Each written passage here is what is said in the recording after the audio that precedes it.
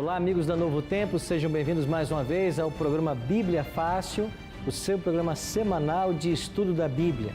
Ao longo dessas semanas, estamos estudando o livro do Apocalipse e hoje chegamos aos capítulos 5 e 6 e vamos aprender um pouquinho mais a respeito dos 7 selos do Apocalipse. Eu queria aproveitar e fazer um convite muito especial para você. Esses temas que estamos estudando aqui no Bíblia Fácil, a começar do sábado à tarde, depois nos outros dias, nos horários alternativos, também em nossas igrejas estamos estudando esse mesmo tema nos domingos à noite. Você está convidado a visitar uma igreja adventista perto da sua casa. E o mesmo tema que estamos aprendendo aqui, você também vai poder estudar nessa igreja, numa classe toda especial, onde você poderá tirar as dúvidas caso você tenha sobre esse assunto. Aproveita para pedir também a revista, que é o nosso guia de estudo. Você pode ligar para o nosso telefone 0 operadora 12 21 27 3121 ou acessar a nossa página na internet novotempo.com/Bíblia Fácil. Assim você pode acompanhar através da revista na TV e também numa igreja perto da sua casa. Agora vamos então ao nosso estudo de hoje e vamos aprender, como eu já antecipei para vocês, a respeito dos 7 selos do Apocalipse. Agora, antes de começarmos o estudo, quero convidar você e você que está nos acompanhando em casa para orarmos. E mais uma vez pedimos a direção de Deus para o estudo que agora nós teremos. Pai Santo, buscamos a Tua face mais uma vez para Te suplicar que esteja ao nosso lado agora, nesse momento de estudo da Tua Palavra. Que o Teu bom e Santo Espírito abra a nossa mente à compreensão e o nosso coração à aceitação da Tua vontade para a nossa vida. E que na abertura destes selos possamos ver a mão do Todo-Poderoso guiando a história e os negócios da humanidade. Fica conosco agora, com cada amigo que em casa nos assiste também. É a nossa oração, em nome e por amor de Jesus. Amém.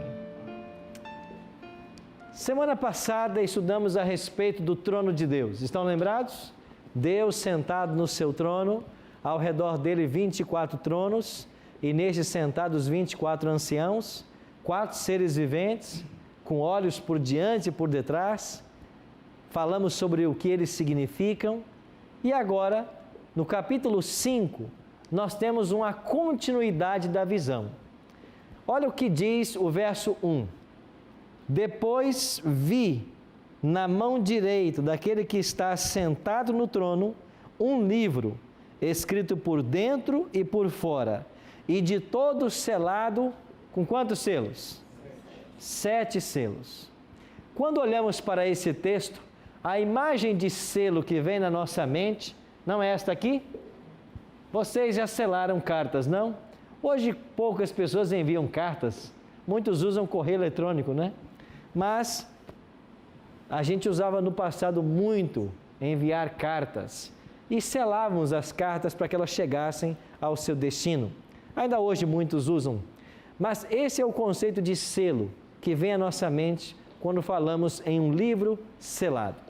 Mas nos tempos bíblicos, um selo tinha uma conotação diferente, não se parecia com o que nós temos hoje. Mas esse livro selado com 7 selos pode ser também traduzido como um rolo selado com 7 selos. Livro ou rolo, a palavra é a mesma. E assim era um selo nos tempos bíblicos. Esse selo geralmente era colocado para impedir de que o objeto fosse aberto. E aqui no Apocalipse está sendo contemplada uma cena em que existem 7 selos. E esses selos estão guardando o conteúdo desse livro. Um livro selado com 7 selos. Agora João continua a descrição no versículo 2. Vi também um anjo forte que proclamava em grande voz: quem é digno de abrir o livro e de desatar os selos? Ora, nem no céu, nem sobre a terra, nem debaixo da terra, ninguém podia abrir o livro, nem mesmo olhar para ele. E eu chorava muito, porque ninguém foi achado digno de abrir o livro, nem mesmo de olhar para ele. Aqui é uma cena interessante, João começa a chorar, porque ninguém podia abrir o livro selado. Parece que era muito importante que esse livro fosse aberto. Nós entendemos de que esse livro contém a história das nações, a história do povo de Deus ao longo das eras. E se esse livro pudesse ser aberto, nós conheceríamos a história do povo de Deus em todas as eras. Cada selo fala sobre isso, sobre um período da história. O Apocalipse tem vários grupos de 7. Nós já estudamos aqui sobre as 7 igrejas, estão lembrados? Agora chegamos aos 7 selos. Depois virão 7 trombetas. Depois 7 pragas. Então há várias categorias de 7 no Apocalipse. Quando estudamos as 7 igrejas, vocês se lembram que estas 7 igrejas representavam 7 períodos pelos quais o povo de Deus passaria? Aqui nos 7 selos é a mesma coisa. E esses 7 selos estão em paralelo com as 7 igrejas. As datas coincidem, os eventos coincidem, só que como a profecia é uma verdade que se amplia, a abertura dos selos trará para nós informações que as 7 igrejas não trouxeram. Então João chorava muito. Era importante que esse livro fosse aberto, que os selos se rompessem, mas ninguém foi achado digno. E enquanto João chorava, o que aconteceu? Verso 5. Todavia, um dos anciãos me disse: não chores, eis que o leão da tribo de Judá, a raiz de Davi, venceu para abrir o livro e os seus 7 selos. Então vi no meio do trono e dos 4 seres viventes e entre os anciãos, de pé, o quê? Um cordeiro, como tendo sido morto. Ele tinha 7 chifres, bem como 7 olhos, que são 7 Espíritos de Deus enviados por toda a terra. O anjo disse assim para João: não chores, a raiz de Davi, o leão da tribo de Judá, ele vai abrir os selos. Mas quando ele se volta, ele vê o quê? Um cordeiro. Interessante que foi dito para ele que seria o leão, mas quando ele se volta, ele vê o cordeiro. Por que ele vê agora o cordeiro como tendo sido morto? Porque este leão que reina, que pode abrir os selos, ele só reina e só pode abrir os selos porque um dia ele morreu. Um dia ele foi cordeiro. Então o Apocalipse, pelo menos 29 vezes, vai chamar Cristo de cordeiro. Vai ser usada a expressão cordeiro para Jesus aqui no Apocalipse pelo menos 29 vezes. E agora, um dos seres viventes diz assim: veio, pois, e tomou o livro da mão direita daquele que estava sentado no trono. O cordeiro pegou o livro nas mãos de Deus. E quando tomou o livro, os 4 seres viventes e os 24 anciãos prostraram-se diante do cordeiro, tendo cada um deles uma harpa e taças de ouro cheias de incenso, que são as orações dos santos, e entoavam novo cântico dizendo: digno és de tomar o livro e de abrir os selos, porque foste morto, e com o teu sangue compraste para Deus os que procedem de toda tribo, língua, povo e nação. Olha que interessante. No capítulo 4, os seres celestiais disseram que Deus era digno de adoração. Por que motivo? Porque era o Criador. Agora no capítulo 5, os seres estão dizendo que Deus é digno de adoração. Por quê? Não apenas porque Ele é o Criador agora, mas porque Ele é o Redentor. Porque você foste morto e com o teu sangue compraste para Deus os que procedem da terra. Aqui no capítulo 5, Cristo é adorado porque Ele é o Redentor. Então há 2 motivos especiais pelos quais nós adoramos a Deus: porque Ele nos criou e porque Ele nos redimiu. Nós pertencemos a Deus por criação e por redenção. E Ele pode agora abrir os selos. E então o Cordeiro, que também é chamado o leão da tribo de Judá, que também é chamado a raiz de Davi. Por que essa expressão raiz de Davi? Porque Cristo é um descendente de Davi. Ele é da linhagem davídica. Então, esse Cristo, que foi morto como um Cordeiro de Deus, como disse João Batista em João 1,29, eis o Cordeiro de Deus que tira o pecado do mundo. Então, esse Cordeiro pode abrir, e agora Cristo vai começar a abertura dos selos. Então, chegamos ao capítulo 6. O capítulo 5 é a cena introdutória para ver quem podia abrir o livro. E o capítulo 6 descreve a abertura dos 7 selos. Verso 2. Quando é aberto o primeiro selo, diz assim o verso 2: Vi, e eis que um cavalo branco, e o seu cavaleiro com um arco, foi-lhe dado uma coroa, e ele saiu vencendo e para vencer. Eu disse para vocês de que há um paralelo entre as 7 igrejas e os 7 selos. Lembram-se como se chamava a primeira igreja? Éfeso. E nós falamos que a igreja de Éfeso foi caracterizada por um período de quê? Pureza apostólica, doutrinária. Era a igreja que tinha como membro os discípulos. Eles mantiveram a verdade pura de Deus no primeiro século. João voltou da ilha de Patmos e liderou a igreja de Éfeso até a sua morte. Agora, quando o Cordeiro abre o primeiro selo, aparece um cavalo branco. Na Bíblia, símbolo de pureza. E ele sai vencendo e para vencer. Ou seja, este cavaleiro com este cavalo branco, ele está fazendo alusão ao mesmo período da primeira igreja, que vai do ano 31 da morte de Cristo até o ano 100. Neste período você tem uma igreja vitoriosa.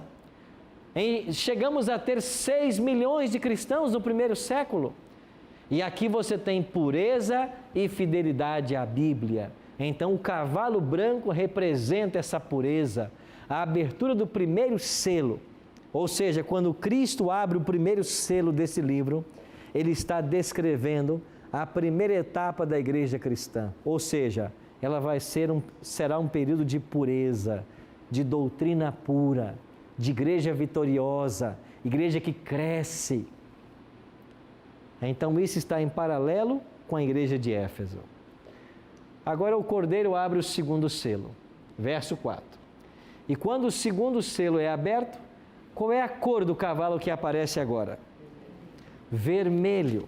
E quando esse cavalo vermelho surge, diz o versículo 4, diz aí que o seu cavaleiro foi-lhe dado tirar a paz da terra, para que os homens se matassem uns aos outros. Também lhe foi dada uma grande espada.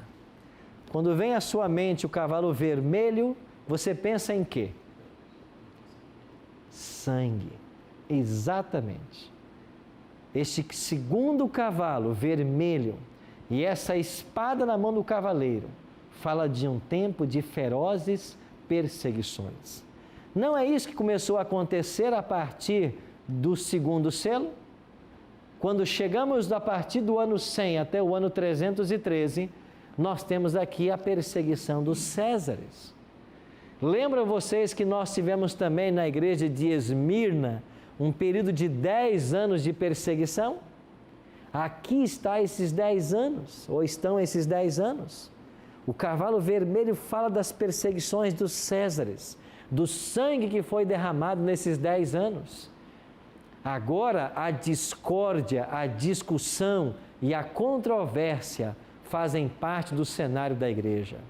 Então o segundo selo é uma alusão à história da igreja cristã, do ano 100, ano aproximado em que morre João, até o ano 313, quando Constantino assina o Edito de Tolerância de Milão e dá fim à perseguição aos cristãos, pelo menos temporariamente.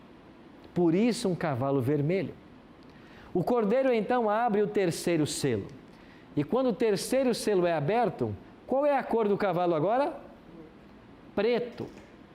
Diz assim o verso: venha então, vi e eis um cavalo preto, e o seu cavaleiro com uma balança na mão. E ouvi uma, como que voz no meio dos 4 seres viventes, dizendo: uma medida de trigo por 1 denário, 3 medidas de cevada por 1 denário, e não danifiqueis o azeite e o vinho. O que significa a abertura desse terceiro selo? Se o cavalo branco representava a pureza, o que você acha que representa o cavalo preto? O oposto da pureza. O cavalo preto vai representar a corrupção da fé. E sabe o que acontece nesse período de 313 até o ano 538? Acontece a queda do Império Romano. E os historiadores dizem que quando sai de cena a figura do imperador, a figura política que sobra é a figura dos bispos. E nós já dissemos para vocês de que foi no ano 538 que o bispo de Roma começou a dominar. E quando isso aconteceu, nós tivemos uma época de fome e miséria espiritual. Por quê? Porque a Bíblia foi tirada do povo. E no lugar da verdade apostólica, começaram a se infiltrar dentro da igreja dogmas, tradições e costumes. Querem ver um exemplo? No ano 321, nós temos o primeiro decreto para que os cristãos adorem no domingo. Sabe quem promulgou esse decreto? O próprio imperador Constantino, que havia se convertido, entre aspas, ao cristianismo e depois sido batizado pelo Papa Silvestre. Agora, no ano 321, ele vai baixar um decreto dizendo que o dia que devemos adorar a Deus, que deve ser santificado, é o domingo. 321, para ser exato, no dia 7 de março. No ano 364, no concílio de Laodiceia, a igreja pega agora esse domingo, que era uma lei civil, e incorpora a uma lei eclesiástica. Agora a igreja começa a orientar que o domingo deve ser observado. Em 370 surge o culto aos santos. E já foi perguntado aqui a respeito de seres humanos que morreram, se eles podem interceder por nós. Veja que desde o ano 370, muitos pretendem cultuar as pessoas que já morreram. Mas isto a Bíblia não aconselha. A Bíblia não apresenta isso como correto. Somente Deus deve ser adorado. Em 400 começaram as orações pelos mortos. Ora, você não deve orar por quem já morreu. Quem morreu já teve o seu destino traçado. Ou ele está salvo, ou ele está perdido. Quem morre não pode mudar de lado agora. Então nós temos que orar, e muito, pelas pessoas em vida, porque depois que morre, não tem mais o que fazer. No ano 530, foi inventado o dogma do purgatório, um local de tormento eterno. Para que se inventou isso? Para que através do medo levasse as pessoas à religião, à obediência, à submissão à igreja. Nós iremos para o intervalo e quando voltarmos, vamos continuar falando desse período de degradação da fé e dos costumes que começaram a entrar dentro da igreja, caracterizados por esse cavalo preto. Já já estaremos de volta.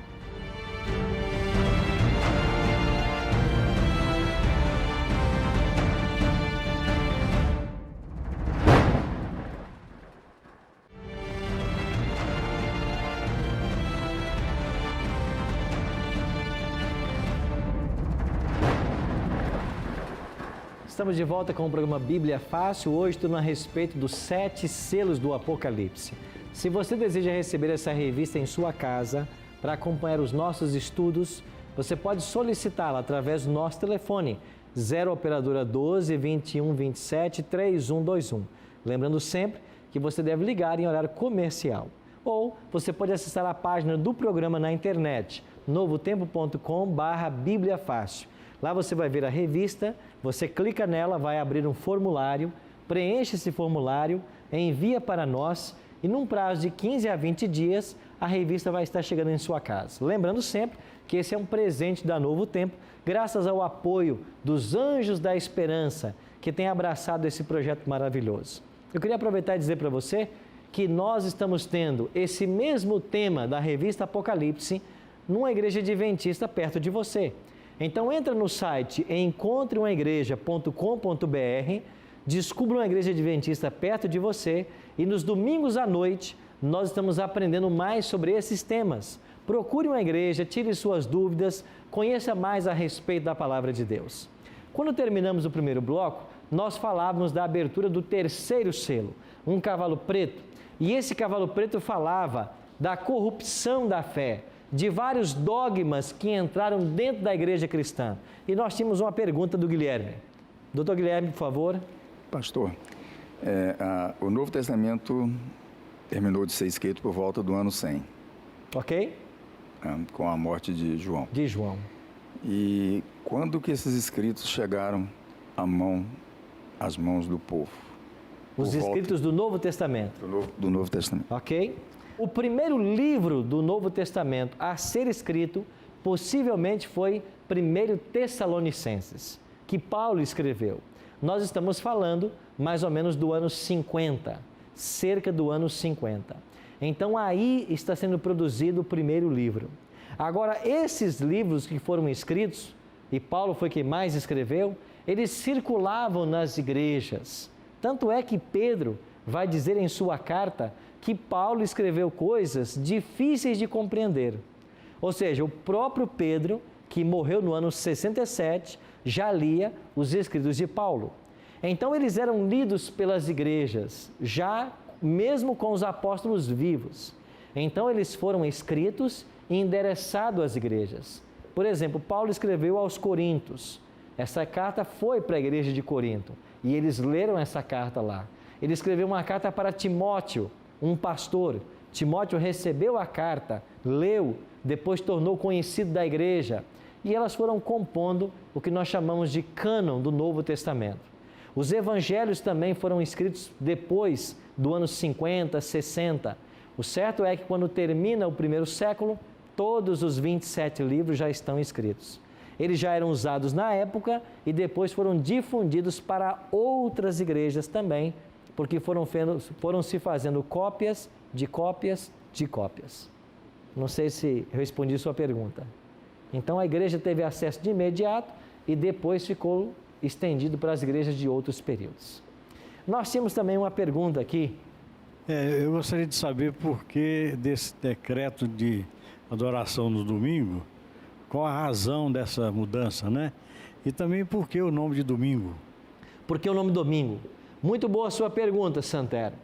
Esse decreto de Constantino foi, na realidade, uma jogada política, porque ele viu o cristianismo crescendo e ele era líder do império, ele já tinha o apoio dos cidadãos, mas ele queria ter apoio também dos cristãos. Ele queria ter o apoio de todas as classes. Então ele pensou assim: se eu tornar o domingo um dia santo, primeiro, os cristãos terão um dia para adorar o seu Deus. Segundo, eu vou continuar homenageando o Deus principal do império, que era o Deus Sol. Tanto é que o imperador de Roma era um adorador do Sol. E em inglês, a palavra domingo quer dizer isso, né? Sunday, dia do Sol. Mas no latim, por exemplo, que é a primeira versão da Bíblia que nós vamos ter vai ser para a língua latina, a expressão foi traduzida como Domini, que quer dizer do Senhor. Então, era o dia do Senhor imperador. Domini, nesse contexto, é a oração do Senhor imperador, ou o dia do Senhor imperador. Domini, em latim, quer dizer isso, do Senhor. Então, a oração dominical, por exemplo, que é a oração do Pai Nosso, em Mateus 6, 9, é chamada também de oração dominical, quer dizer a oração do Senhor. Só que ali é o Senhor Jesus Cristo quem ensinou a oração. Então, a expressão nasceu daí. Em Apocalipse, você vai ter esta ocorrência dessas mudanças, justamente como um cumprimento também da profecia de Daniel 7:25. Daniel disse que os homens cuidariam em mudar os tempos e a lei. E a lei de Deus começou a ser atacada já aqui, quando trocaram o sábado pelo domingo. O terceiro selo foi aberto. Esse terceiro selo está em paralelo com a igreja de Pérgamo, que é a terceira igreja. Agora vamos para o quarto selo.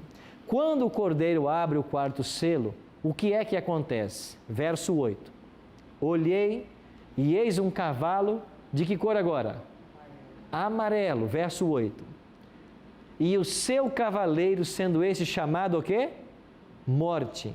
E o inferno estava seguindo. Foi-lhe dada autoridade sobre a quarta parte da terra, para matar a espada pela fome, com a mortandade e por meio das feras da terra. Agora surge um cavalo amarelo. Algumas versões traduzem pálido, desfigurado. Esta é a condição da igreja que vai coincidir com a igreja de Tiatira. Nesse período, nós temos uma degradação total da fé e começam as perseguições mais acérrimas aos que seguem a Bíblia. Estão lembrados que no ano 538 começa a supremacia papal? Segundo a profecia do Apocalipse, que vamos estudar no capítulo 13, este poder dominaria o mundo por 1260 anos, a partir de 538. Então, nesse momento, nós temos uma completa degradação da fé. Por isso, um cavalo amarelo, pálido. Esse cavalo amarelo fala agora de um momento totalmente degradante da fé. Perseguição aos que seguem a Bíblia. E continuam os dogmas vindo parar dentro do cristianismo. Estamos falando de atos que foram instituídos pelo sistema papal e que levou a fé à sua degradação completa. Por isso o cavalo amarelo. Agora chegamos à abertura do quinto selo. Quando é aberto o quinto selo, o que ocorre? Verso 9. Quando ele abriu o quinto selo, vi debaixo do altar as almas daqueles que tinham sido mortos por causa da palavra de Deus e por causa do testemunho que sustentavam. A primeira leitura que nós fazemos desse texto, fica uma dúvida muito grande. Almas debaixo do altar, que altar a Bíblia se refere? Nos dias do santuário que Moisés construiu, havia lá também um altar onde as ofertas eram queimadas. E a base desse altar, o sangue dos animais era derramado. Agora, na abertura do quinto selo, é evocada uma cena do santuário. E o sangue dos mártires, a exemplo daquelas ofertas, daqueles animais, que também foi derramado por amor a Cristo, está clamando por justiça. Aqui não devemos entender a alma num contexto popular dos dias de hoje, como algo que o ser humano tem e que na morte se separa dele. Isso não é bíblico. O que a Bíblia ensina é que o ser humano é uma alma. Ele não tem uma alma, ele é uma alma. E quando a pessoa morre, morreu a alma. A alma é mortal, diz a Bíblia, a despeito que muitos ensinem a mentira que a alma é imortal. A Bíblia declara claramente em Ezequiel: a alma que pecar, essa morrerá. A alma morre e a alma é a própria pessoa. Então, na Bíblia é usado esses termos de forma sinônimas. Então vem a resposta no versículo 11. Então, a cada um deles foi dada uma vestidura branca. E lhes disseram que repousassem ainda por pouco tempo, até que também se completasse o número dos seus conservos e seus irmãos, que iam ser mortos como igualmente eles foram. O que aconteceu então foi dito para eles: ainda faltam outros mártires morrerem, até que o número se complete. Então a justiça será feita. Pois bem, amigos, estas almas debaixo do altar, na abertura do 5º selo, falam para nós de um período de 1517 a 1798. Quando, nesse período, mesmo após a Reforma Protestante, que foi em 1517, muitos ainda tiveram suas vidas ceifadas por amor a Cristo. Chegamos então à abertura do 6º selo. Olha o que diz o Apocalipse no verso 12. Vi quando o Cordeiro abriu o 6º selo, e sobreveio grande terremoto. O sol se tornou negro como saco de crina, a lua toda como sangue. As estrelas do céu caíram pela terra como a figueira, quando abalada por forte vento, deixa cair os seus figos. Quando o 6º selo é aberto, nós temos um grande terremoto, um sinal no sol, um sinal na lua e a queda das estrelas. 4 eventos são descritos na abertura do 6º selo. Em que momento o 6º selo se abriu? Cristo também falou sobre ele. Olha o que disse Jesus em Mateus 24, 29. Logo em seguida a tribulação daqueles dias, o sol escurecerá, a lua não dará a sua claridade, as estrelas cairão no firmamento e os poderes do céu serão abalados. Perceba que Jesus fez a mesma descrição que o 6º selo está fazendo. Ou seja, terremoto, sinais no sol, na lua e nas estrelas. Quando esses eventos tiveram lugar na história? Se você pegar uma enciclopédia como a Mirador, por exemplo, você vai ter lá o dia escuro. E o dia escuro da enciclopédia é o dia 19 de maio de 1780. O que aconteceu nesse dia? Houve um eclipse e naquela noite a lua apareceu no céu vermelha como sangue. Então, em 1780, nós temos 2 eventos. Só que em 1755, ocorreu o grande terremoto de Lisboa. E esse terremoto é o primeiro que nós vamos ter numa escala nunca antes vista, 1755. E em 1833, você tem a chuva de estrelas na Nova Inglaterra, nos Estados Unidos. Então, os 4 eventos aconteceram em 1755, 1780 e 1833. Ou seja, abriu-se o 6º selo. Então, veja, João está falando de 4 eventos. Quando eu vou para Mateus, o Cristo falou dos mesmos eventos. Quando eu vou para a história universal, eles descrevem os eventos. Pronto. A profecia, ela só pode ser explicada claramente quando ela tem o seu cumprimento cabal. Agora nós podemos olhar de uma forma retrospectiva e entender que de fato era isso que Cristo se referia. Era isso que mostrava a abertura do 6º selo. Então nós não podemos basear nossa informação fora da Bíblia. Tem que ser na palavra. Agora veja o momento que estamos vivendo. O 6º selo foi aberto. E nós falamos para vocês aqui em 1755, 1780, 1833. Quantos selos estão para ser abertos no Apocalipse? Falta um, são 7.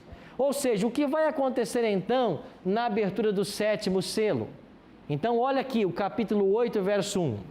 Quando o Cordeiro abriu o 7º selo, houve silêncio no céu por quanto tempo? Meia hora.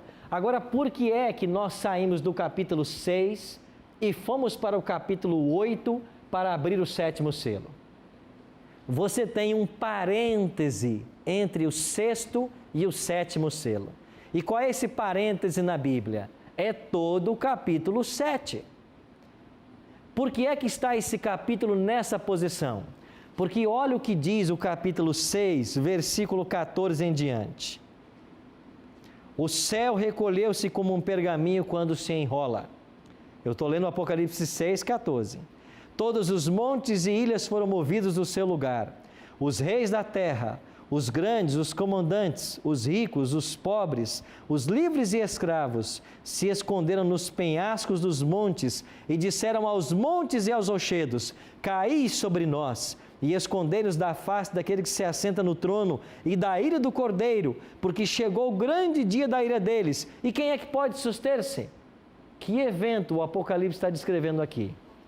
A própria volta de Cristo. Quando Cristo voltar, os céus se enrolarão como um pergaminho, os montes e ilhas serão movidos dos seus lugares.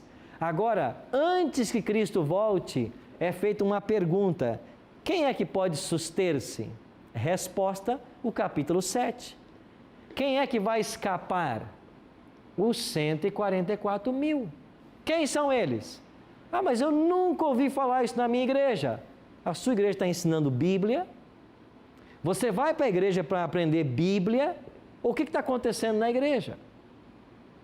O seu pastor, o seu sacerdote, o seu missionário, ele está parando com você para estudar a Bíblia? O que você faz na igreja no tempo que você fica lá? E esse é um problema. Nós temos milhares de pessoas indo para as igrejas. E elas chegam nas igrejas, elas fazem qualquer outra coisa, menos estudar a Bíblia. Nunca ouviu sobre os 144 mil? Mas está aqui na Bíblia. Por que nunca me ensinaram? Porque talvez a igreja tua não está ensinando a Bíblia. Mas então abre-se o 7º selo. E quando o 7º selo se abre, o que acontece no céu? Silêncio. Por quanto tempo? Meia hora. Eu já disse para vocês de que um dia em profecia equivale a quê? Um ano literal.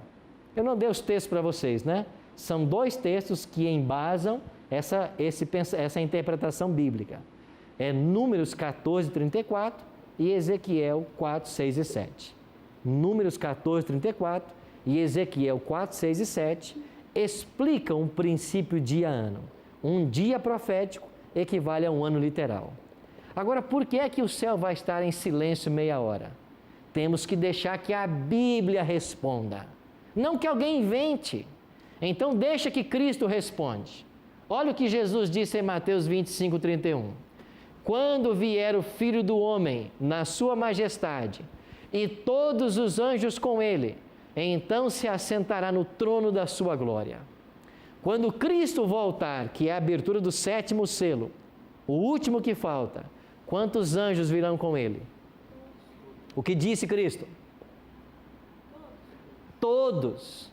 Se todos os anjos virão com Jesus, como o céu vai ficar? Vazio. Por que há silêncio no céu? Porque não tem mais anjo. E por que eles não estão lá? Porque eles vieram com Cristo. Por quanto tempo o céu vai ficar vazio? Cerca de meia hora.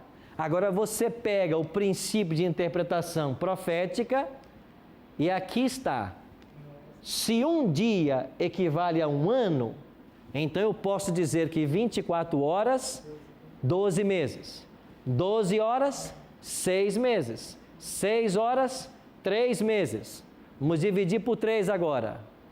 2 horas, 1 mês. 1 hora, 2 semanas. 30 minutos, 1 semana.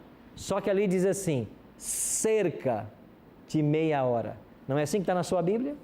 Não é meia hora exata, cerca de meia hora. Ou seja, 1 semana ou cerca de 1 semana será o tempo que Cristo vai gastar para vir do 3º céu, aonde Ele está hoje, no santuário, a esta terra, buscar os salvos e voltar para os céus.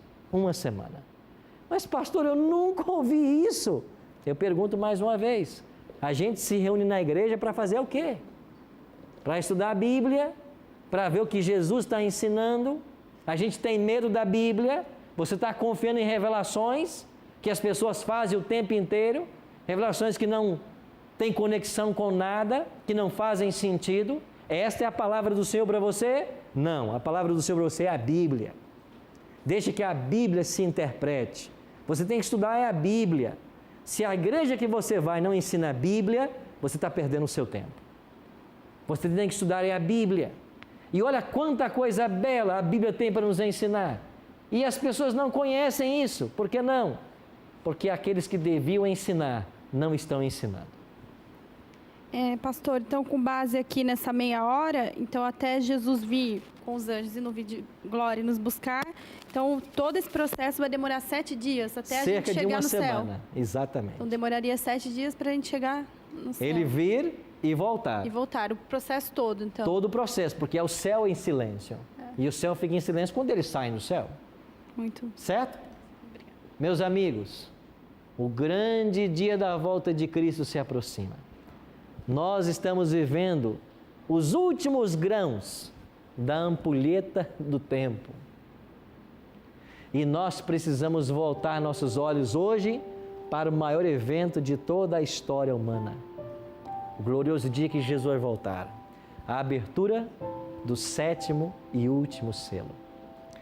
Por que nós devemos nos preparar para esse dia? Por que a nossa vida deve estar rendida a esse Deus? Lembra no capítulo 4? Porque tu criaste todas as coisas. Lembra do capítulo 5? Porque com o teu sangue compraste para Deus. Quem foi digno em todo o universo de abrir os selos? O Cordeiro. E por que ele foi digno? Porque ele morreu. Tu morrestes. E com o teu sangue compraste para Deus os que procedem de toda tribo, língua, povo e nação. Nós pertencemos a Cristo. Ele é o ser digno. A nossa adoração deve ser dele. A nossa vida tem que ser dele. Será que eu estou falando para alguém nesta hora que se sente sábio demais para dar espaço para Deus no coração? Será que eu estou falando agora para um homem de negócios que conquistou um patrimônio financeiro extraordinário? Você acha que você não precisa de Deus, não é? Pois daqui a pouco, algumas coisas começam a acontecer. Você vai sentir necessidade de um Deus. Ele está aí perto de você, sempre esteve. Estou eu falando para alguém que se declara abertamente ateu, nunca precisou de Deus? Você tem que render a sua vida a este Salvador, porque só Ele é digno. E sabe por que Ele é digno? Porque Ele foi morto. A sua adoração deve ser para Ele. Eu vou convidar o Tarsis. Tarsis virá cantar aqui agora, digno é o Cordeiro que foi morto. E Cristo é digno da nossa adoração, da nossa entrega, da nossa vida, porque Ele morreu. Ninguém mais morreu por você, só Ele é digno. Por isso que abaixo do céu não existe outro nome dado entre os homens, pelo qual importa que nós sejamos salvos. A pergunta que eu faço para você, que me assiste agora, e para vocês aqui, você vai se render a este Deus? Você vai louvá-lo por sua morte?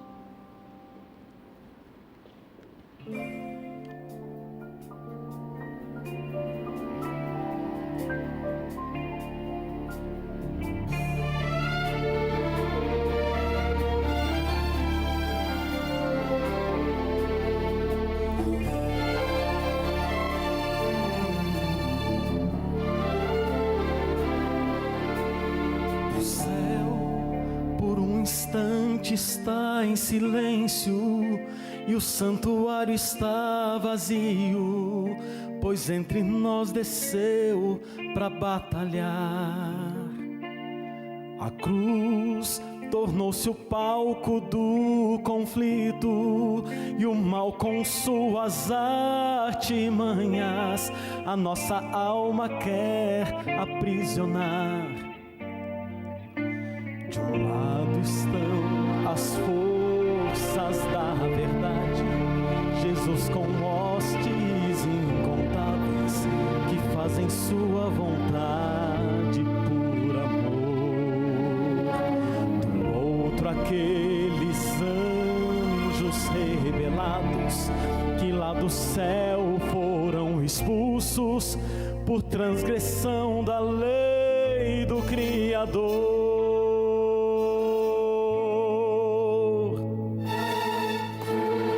Digno é o Cordeiro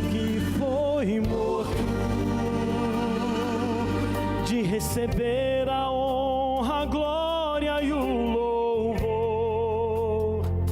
O reino deste mundo agora está em suas mãos, pois proclamada foi na cruz a salvação.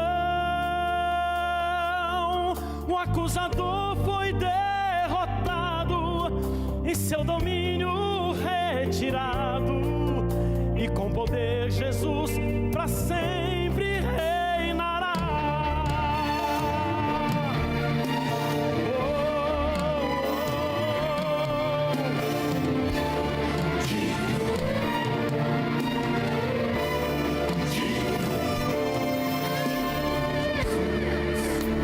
O Verbo transformado em carne deixou sua glória e majestade para se oferecer em meu lugar. Na cruz, uma coroa de espinhos e os cravos que lhe perfuraram, tudo enfrentou aqui para me salvar. Mas pelo seu amor que é tão profundo, a mais intensa dor do mundo, Ele aceitou sentir no coração. As marcas as foites do pecado são testemunhas da vitória que conquistou o aflito em oração.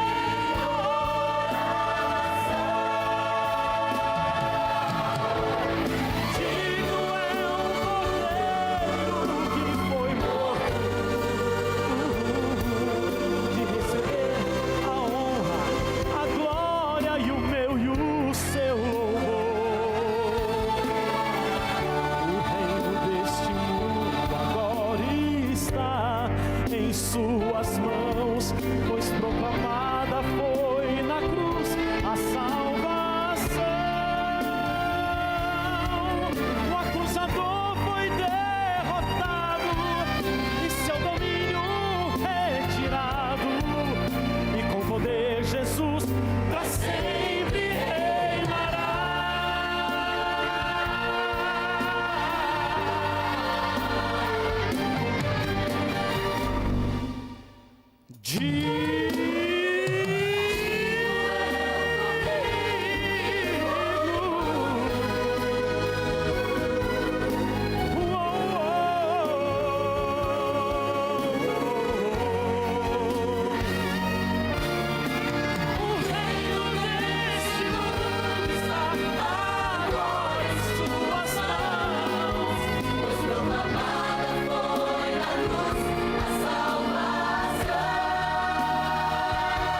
O acusador foi derrotado e seu domínio retirado, e com poder Jesus para sempre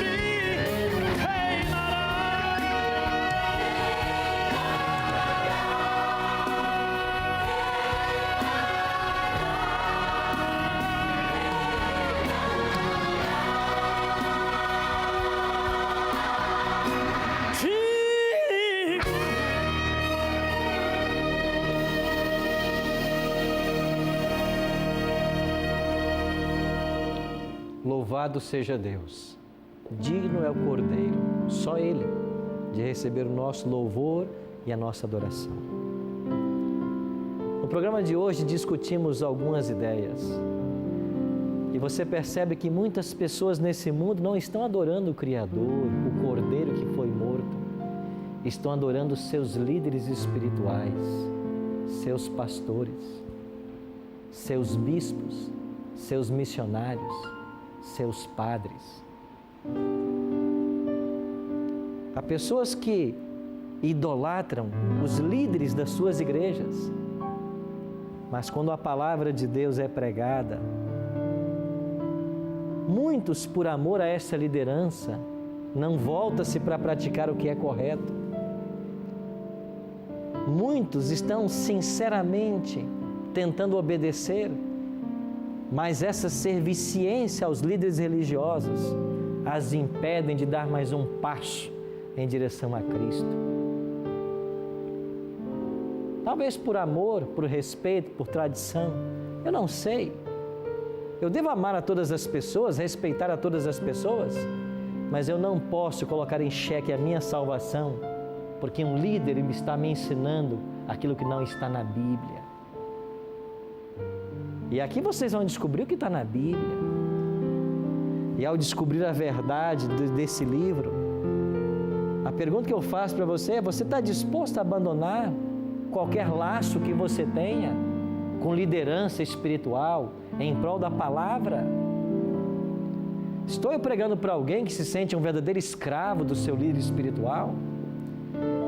Parece que tem algumas verdades desse livro e às vezes o Espírito te impressiona o coração e você quer começar a seguir, mas não, o temor da liderança da igreja que não ensina, o que dirão, o que falarão. Amigo, você tem que se render ao Cordeiro, é a Cristo que morreu por você.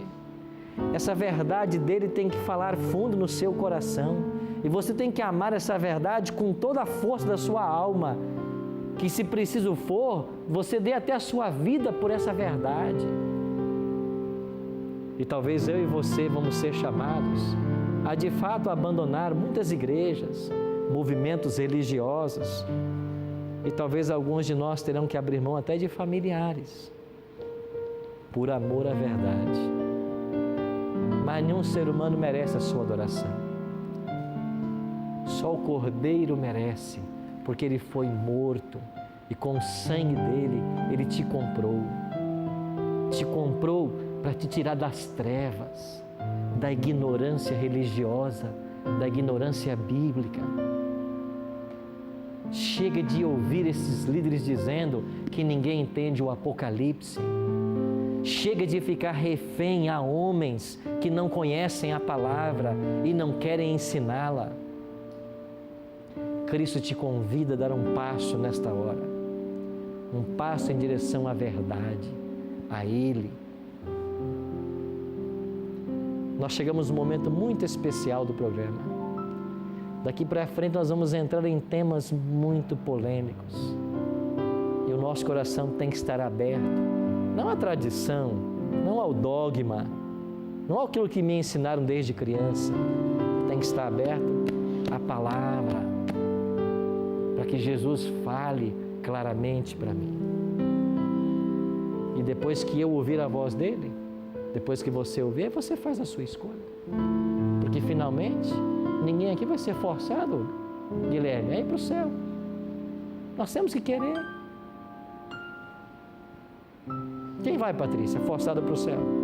Ninguém vai. Se você não quiser, Sandra, você vai ficar. Tem que querer, não é, Maria? Tem que querer.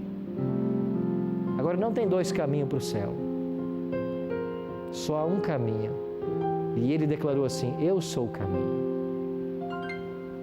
E o caminho passa pelo livro dele.